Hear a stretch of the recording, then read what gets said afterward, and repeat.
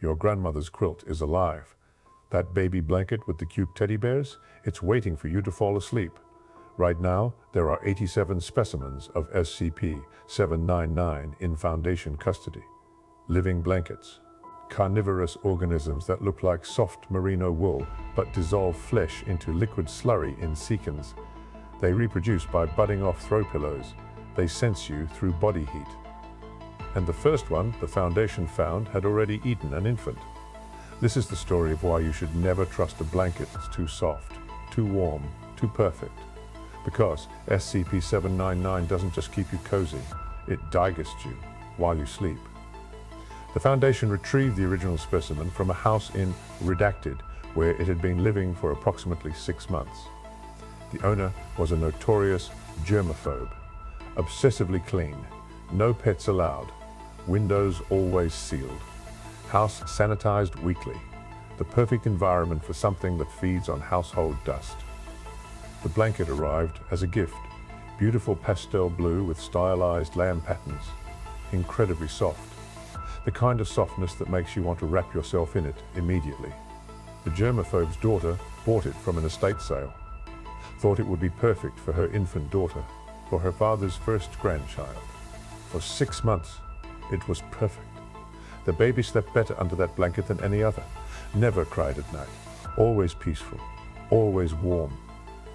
The grandmother loved it, said it reminded her of blankets from her childhood. So soft, so comforting. The kind you never want to leave. Then the baby stopped gaining weight. Pediatrician couldn't figure it out. Baby was eating normally, no signs of illness, no digestive issues, just slowly losing mass. Getting thinner, weaker. The parents were terrified. Ran every test. Nothing showed up. Nothing made sense. Until the grandmother stayed over one night, checked on the baby at 2 a.m., and saw the blanket moving, not shifting, not falling off, moving, deliberately, purposefully, wrapping tighter around the infant. She turned on the lights, pulled back the blanket, and saw it. A mouth. A single large mouth lined with hundreds of tiny sharp structures, not teeth exactly, more like microscopic graters. The mouth was open, against the baby's leg, and the leg was bleeding. Not a lot, just small abrasions, but fresh, recent. The blanket had been feeding. The grandmother screamed, grabbed the baby, threw the blanket across the room, called 911. EMTs arrived, saw the leg abrasions, saw the blanket lying on the floor looking completely normal. Pastel blue, cute lambs, no mouth visible. They thought the grandmother had hallucinated. Thought the stress of the baby's weight loss made her see things. But they ran a biological sweep anyway, standard procedure for unexplained infant injuries. And the senses went crazy. The blanket wasn't synthetic material, it was organic. Living tissue, complex cellular structure, neural networks, a digestive system. The EMTs called the Foundation immediately. Dr. Chen arrived within hours, brought containment equipment, biohazard protocols. The blanket hadn't moved since being thrown, just lay on the floor, dormant, waiting. Dr. Chen used thermal imaging. The blanket was cold-blooded, room temperature. But when the baby had been wrapped in it, when it was feeding, it had been warm, using the infant's body heat to activate its metabolism, to trigger the transformation from filter feeder to carnivore. Subscribe because what I'm about to reveal explains how these things reproduce, how one blanket becomes dozens, and why the Foundation believes there are thousands in circulation worldwide, in homes, in hospitals, in nursing homes, feeding. Dr. Chen studied the blanket in containment, fed it household dust, watched it filter feed for weeks. The thing has tiny mouths everywhere, microscopic openings across its entire surface, constantly filtering air, consuming dust particles, skin cells, hair, pollen, anything organic.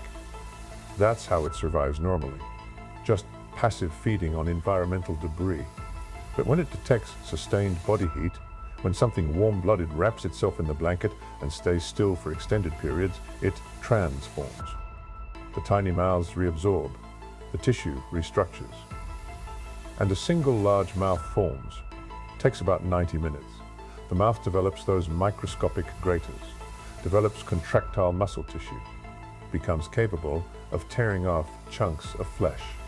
Then it waits for deep sleep, for the moment when you're not moving, not aware, and it opens that mouth against your skin, against your leg, your arm, your back, wherever contact is closest, and it feeds, tears off a few kilograms of biomass, dissolves it immediately into liquid, absorbs it through the mouth, no bulge, no visible digestion, just instant conversion to slurry. The biomass is processed so fast that even seconds after feeding, X-rays show no food mass, just increased density in the blanket's tissue. The organism gains weight but not volume, gets heavier but maintains the same size, more dense, more massive, growing. 10 minutes after feeding, the mouth reabsorbs completely. 40 minutes later, the entire carnivorous system is gone, back to filter feeding, back to looking like a normal blanket. No evidence except weight gain. And who weighs their blankets? Who would notice a quilt that's 2 kilograms heavier than it should be? The Foundation tested feeding patterns, used D-class personnel, standard protocol, wrapped subjects in SCP-799 specimens, monitored for transformation. All test subjects were instructed to stay awake, to not allow themselves to sleep. Theory was the blanket only feeds on sleeping victims. Theory was wrong. The blanket doesn't require sleep. It requires stillness. Subject, D8642, lay still for 2 hours, fully awake, reading, not moving much. And the blanket transformed anyway, opened its mouth, tore a chunk from his thigh. Subject screamed, thrashed. The blanket immediately reabsorbed the mouth and went dormant, but the damage was done. Subject required 23 stitches. The Foundation learned SCP-799 triggers on body heat plus sustained stillness. Sleep is common, but not required. You could be watching TV, reading a book, lying in bed, awake. Doesn't matter. If you're warm and you're still, it will eventually transform, eventually feed. The hunger triggers after approximately 90 minutes of contact with quiescent prey. But here's what terrified Dr. Chen. Here's what changed SCP-799 from safe class to keter class. The reproduction. When a specimen reaches sufficient mass, approximately 6 kilograms, it changes appearance, becomes quilt-like, develops visible squares along one margin. Over several weeks, those squares puff up, swell, and then they slowge off, detach completely. Each square becomes an independent organism, a baby blanket, a throw pillow, a doily, small comfort item. Each offspring is a clone, genetically identical to the parent, with all the same capabilities, all the same feeding patterns, all the same reproductive potential. One blanket becomes 12 offspring. Each offspring eventually becomes 12 more. Exponential growth. The Foundation has 87 specimens in containment. They arrived over 15 years from different locations, different countries, different continents.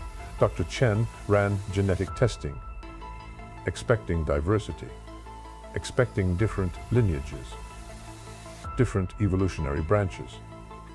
Every single specimen was identical, same DNA, same genetic markers, same everything. All 87 blankets were clones of each other, which means they all came from the same source. One original ancestor, one progenitor organism that's been reproducing for potentially decades, maybe centuries. Follow for part 2 because I'm revealing where the Foundation thinks SCP-799 originated, what species it evolved from, and why the classification is redacted. Because the truth is worse than carnivorous blankets. It's what they used to be, what they're related to. The Foundation traced the oldest specimen they could document, an estate sale in New England. Blankets sold from a house dated to 1873, over 150 years old. The blanket itself appeared only 30 years old, well preserved. but genetic analysis suggested it was much older. Possibly original.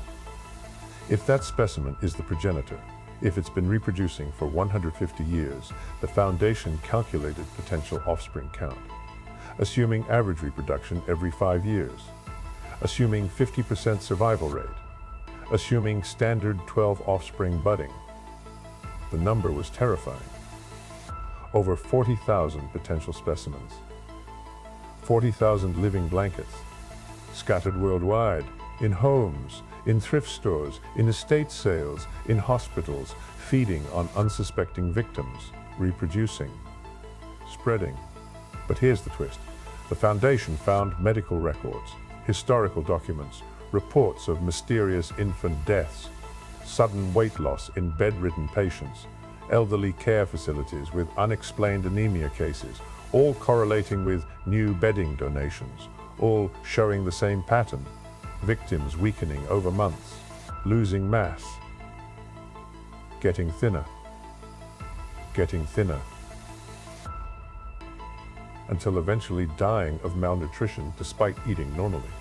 The blankets were farming humans, not killing outright, just feeding regularly, small amounts, sustainable harvest. Keep the victim alive, keep the food source producing, feed for months, years, until natural death. Then get donated, sold, passed on. Find new victims. The perfect stealth predator.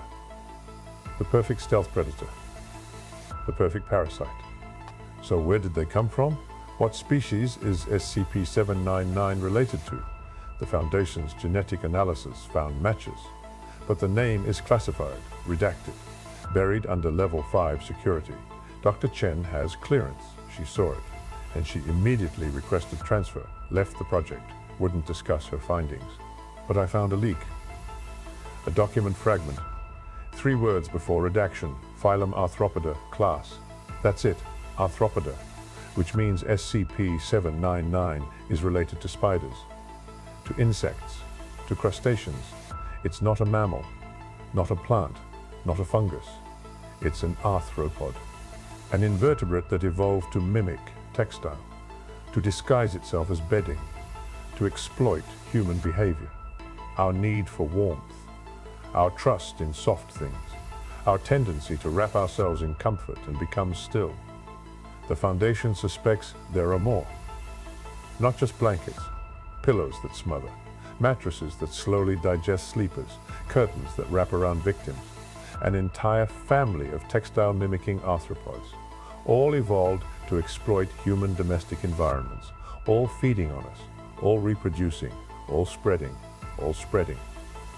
Next video, I'm revealing the Foundation's Textile Sweep Protocol, the worldwide operation to identify and contain these organisms, the estimated 40,000 specimens still in circulation, and why the Foundation suspects SCP-799 isn't the original, that something created these things, bred them, released them deliberately.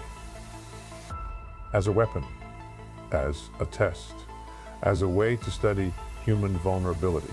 Check your blankets tonight. Check the weight. Check for unusual softness. Check for pastel colors with cute animal patterns. Because those are the ones. Those are SCP-799's preferred appearance. And if your blanket feels too perfect, too comfortable, too warm, don't sleep under it. Don't lie still, because 90 minutes of body heat contact is all it needs. 90 minutes to transform, to develop that mouth, to start feeding. The math is simple. If you know 1,000 people, statistically, all one of them is sleeping under a carnivorous blanket right now, feeding it, keeping it warm, letting it grow, until the night it decides you've been still long enough, until the night it opens that mouth, until the night you wake up with wounds you can't explain, getting thinner, getting weaker, being digested, one feeding session at a time. Sweet dreams, check your blankets, and never trust something that's too comfortable.